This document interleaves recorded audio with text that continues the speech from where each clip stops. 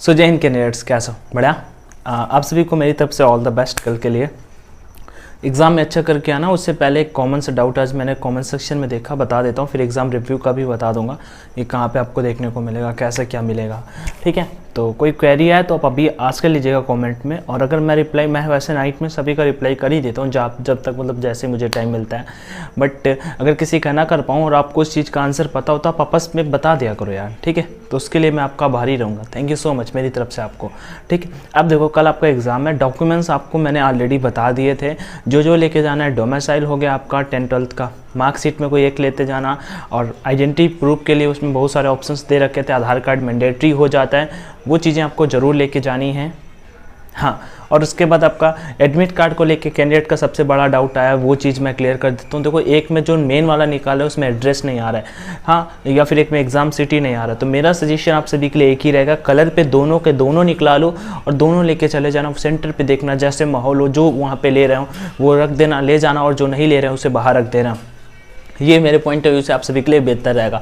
Common सा doubt, ठीक है। वंस अगेन मेरी तरफ से आप सभी को एग्जाम के लिए ऑल द बेस्ट। पेपर में जल्दीबाजी मत करना, बोर बिल्कुल भी मत होना, क्योंकि सेंटर में जैसे कि 10:30 बजे पेपर आपका दोपहर में रखा गया और बुलाया आपको 10:30 बजे है मान लो, ठीक है, तो आपको 2-2 ढाई घंटे पहले बुलाया। तो सिंपल से एक टेक्निक है, वहाँ से आपको कुछ स्पेशल चीज़ें नहीं होंगी, केवल एक ही चीज़ आपको एडवांस किया जाएगा। पता है क्या, आपको वो लगभग 1.5-2 घंटे पहले लाइन लगवा लेते हैं और अंदर कर लेते हैं। भाई नेवी के पेपर में ऐसा बोर हो जाओगे बैठे बैठे, तो उस बोर वाले टाइम से बचना या सो के जाना, ठीक है। रात में ज़्यादा पढ़ना ना, नहीं, बिल्कुल भी नहीं पढ़ना यार।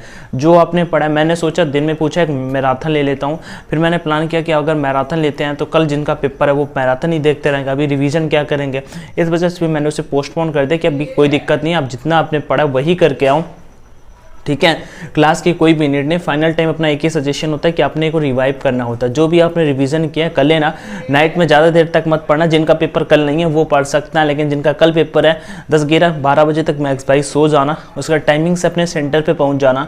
जिस टाइम रिपोर्टिंग का बोला है उस टाइम पे आपको सेंटर पे पहुंचना है, उससे पहले पहुंचोगे कोई दिक्कत नहीं। लेट मत पहुंचना, क्योंकि नेवी है वो भाई स्ट्रिक्ट होती है, आपको फिर से अंदर लेने नहीं देंगे, ठीक है। आगे बढ़ते हैं यहाँ पे नेक्स्ट की ओर। तो ये तो आपको लीगल सी बेसिक बातें होंगी जो आपको समझ में आ गई होंगी, जो आपको अब एग्ज़ाम सेंटर के अंदर जो चीज़ें एग्ज़ाम, अच्छा आगे बताने से पहले बताता हूँ। देखो कोई वैसा नहीं है, रिव्यू एग्ज़ाम रिव्यू के बारे में बताते फिर पेपर के बारे में बताएंगे, ठीक है। मैं लिख लेता हूँ एक बार, नहीं तो भूल गया, क्योंकि मैं लिख के तो कुछ लाता नहीं हूँ। एग्ज़ाम रिव्यू और उसका पेपर कैसे आपको अटेम्प्ट करना है वो भी चीज़ हम आपके साथ में शेयर कर देंगे। पहला नंबर एग्जाम रिव्यू। जो भी कैंडिडेट कल पेपर देने जा रहे हो मेरे साथ में जरूर अपना रिव्यू शेयर करें पर्सनल में। मेरा यूजर नेम आप टेलीग्राम का लिख लीजिए, @ansu2091 @ansu2091। परेशान मत करना बिल्कुल, और अगर कोई भी मैसेज ड्रॉप करना तो जल्दीबाजी मत करना। मैं सबके मैसेजेस का रिप्लाई करता हूँ, कभी कभी लेट हो जाता है। इस पर आप सभी रिव्यू जरूर शेयर करोगे, ठीक है। और रहा एग्जाम रिव्यू का, तो मैं जस्ट आपका वीडियो लेके कि मैं बिल्कुल ये सोल्यूशन ये 2 घंटे पहले से कोई लाइव स्ट्रीमिंग करने नहीं बैठूंगा। मैं जो भी क्वेश्चंस मिलेंगे जेन्युइन क्वेश्चंस मिलेंगे। वैसे अपने 1-2 दोस्त हैं, लेकिन वो दोस्त ही है ना, तो फिर वो बोलेंगे भाई अरे रुक जाओ, जब रूम पहुंचते हैं फिर अच्छे से सब बताएंगे। तो ऐसे तो फिर मैं आपको शाम तक बता दूंगा, तो जल्दीबाजी मत करिएगा। बाकी मैं आपको टेलीग्राम पे सबसे पहला रिव्यू शेयर करूंगा। ऑनलाइन एजुकेशन के नाम से अपना टेलीग्राम चैनल है। जो भी कैंडिडेट नहीं जुड़े डेफिनेटली जुड़ जाइएगा, लिंक इन डिस्क्रिप्शन बॉक्स। 28 के लोग अपन वहाँ पे भी हैं, तो ठीक है। बाकी वन मोर थिंग, अपन 1-to-1 होने से यूट्यूब पे कितने कुछ 30-40 लोग कम है, तो अगर आप चाहोगे तो आराम से इजली हो जाएगा, कोई दिक्कत नहीं होगी। तो ये तो अपना हुआ एग्जाम रिव्यू का कि आप एग्जाम रिव्यू कहाँ पे देख पाएंगे, कैसे देख पाएंगे। दूसरा नंबर आप पेपर के बारे में, कैसे आपको पेपर अटेम्प्ट करना है।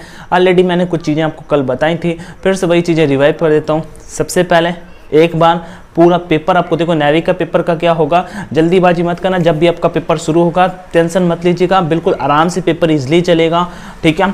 आपको बस 60 मिनट में 100 क्वेश्चन अटेम्प्ट करने हैं, ये वाला दिमाग में रखना ही नहीं है। गलतियां मत करना। अगर हरियाणा, बिहार, राजस्थान से बिलोंग करते हो, उत्तर प्रदेश से बिलोंग करते हो, इन स्टेट से अगर आप 50 to 60 नंबर अटेम्प्ट कर लेते हो, अगर आप ईस्ट के स्टेट से कहीं से भी आते हो, 30-40 क्वेश्चन सही कर लेते हो, 100 में से 30 क्वेश्चन 40 क्वेश्चन सही कर लेते हो, आपका सिलेक्शन हो जाएगा। आपको बिल्कुल भी दिक्कत नहीं लेनी है, ठीक है। एसएसआर के पेपर की बात कर रहा हूँ, वहीं पे अगर नेवी एसएसआर के लिए हरियाणा, राजस्थान, बिहार, मध्य प्रदेश जैसे स्टेट से बिलोंग करते हो, आप कहीं ना कहीं अगर 50 to 60 मतलब 55 to 60% अगर 100% में आप कर लोगे, कोई आपका सिलेक्शन रोकने वाला नहीं है। प्री तो आपका बिल्कुल निकल जाएगा, मेंस आपका होता नहीं है।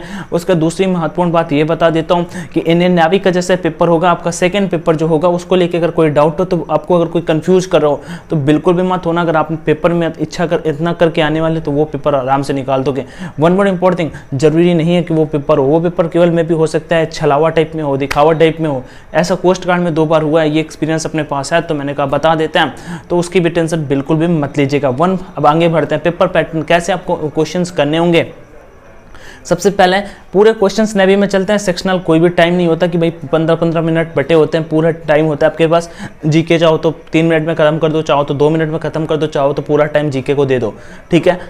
मैं बोलूँगा सबसे पहले जीके से स्टार्ट करना। जीके से स्टार्ट करना, जितने भी 17, 18, 19, 20 क्वेश्चन आपको 2, 3, 4, 5, 10 जितने भी क्वेश्चन आप पहली बार अटेम्प्ट में आप उनको क्लिक करके निकल जाओगे, रुकोगे नहीं किसी भी क्वेश्चन में, ना तुक्के लगाओगे। दूसरा नंबर, रीजनिंग के क्वेश्चन आप तुरंत बना लेना। रीजनिंग क्वेश्चन अगर आपने रीजनिंग थोड़ा भी पढ़ा होगा, रीजनिंग के बहुत ही इजी क्वेश्चन आते हैं। ब्लडेशन आपको पक्का देखने को मिलेगा, कोडिंग डिकोडिंग मिलेगी, नंबर सीरीज मिलेगा, उसके बाद आपको प्लस माइनस चेंज वाला क्वेश्चन मिलेगा। ये जो 5-6 टॉपिक मैंने बताया, ये इन्हीं टॉपिक से क्वेश्चन आएगा। आप चाहो तो टॉपिक्स कहीं पे लिख लो, blood relation, coding decoding, number series, plus minus sign change, ये क्वेश्चन है। 5 के 5 टॉपिक आपके होंगे, 1-2 टॉपिक और मिल सकते हैं, ठीक है।